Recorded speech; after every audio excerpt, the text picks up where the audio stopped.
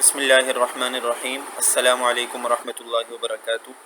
عزیز طلبہ، ہمارا اسلامیات کا باب صوم چل رہا ہے جس کا عنوان ہے اسوہ حسنہ، اور اس باب میں ہمارا چیپٹر نمبر 10 چل رہا ہے جو انداز گفتگو کے عنوان کے ساتھ معنون ہے، ٹھیک ہے، یعنی اس کا عنوان کیا ہے؟ انداز گفتگو۔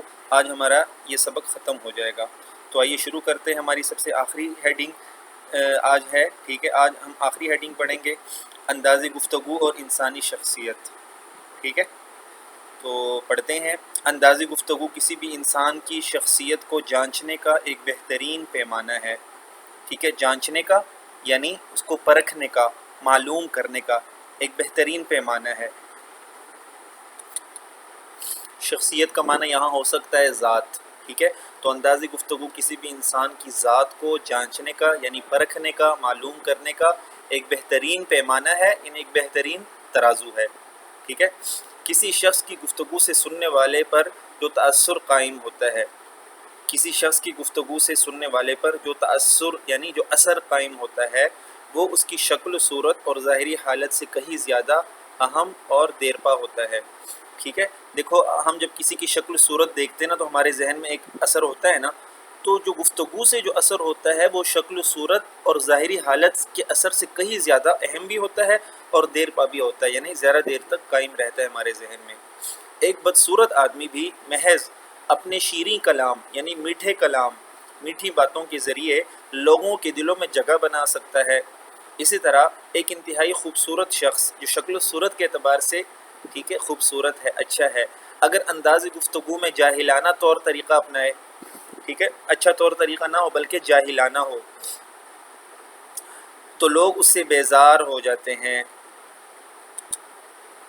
بیزار کا مطلب ہوتا ہے پریشان، ناخوش، ٹھیک ہے، ناراض۔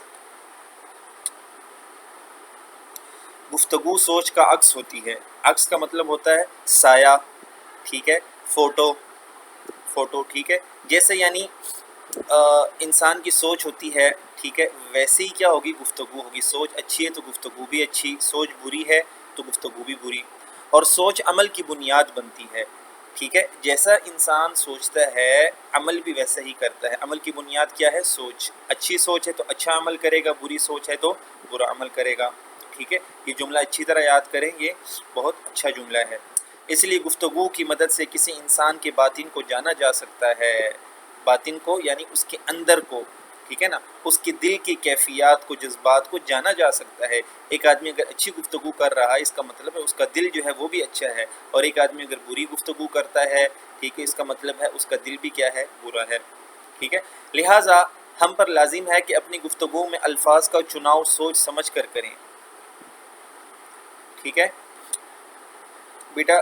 چناؤ کا مطلب ہوتا ہے انتخاب، ٹھیک ہے، گفتگو میں الفاظ کا انتخاب سوچ سمجھ کر کریں۔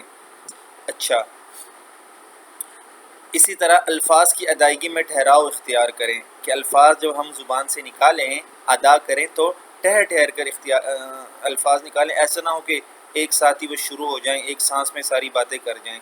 بات چیت میں بناوٹ سے کام نہ لیں، ٹھیک ہے نا، بناوٹ ہے ہوتی ہے نا، ٹھیک ہے، جان بوجھ کر جو ہے نا، یعنی بناوٹ سے کام لینا ایک عام سی بات ہے۔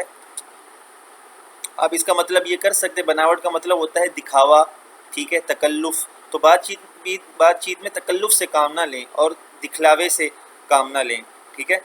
درست لہجہ، سخت لہجہ اپنانے سے حتی الامکان گریز کریں، حتی الامکان جہاں تک ممکن ہو سکے گریز کریں، یعنی اس سے بچیں۔ تو امید ہے بچوں آپ کو آج کا سبق سمجھ میں آ گیا ہوگا۔ اجازت دیجیے، السلام علیکم ورحمۃ اللہ۔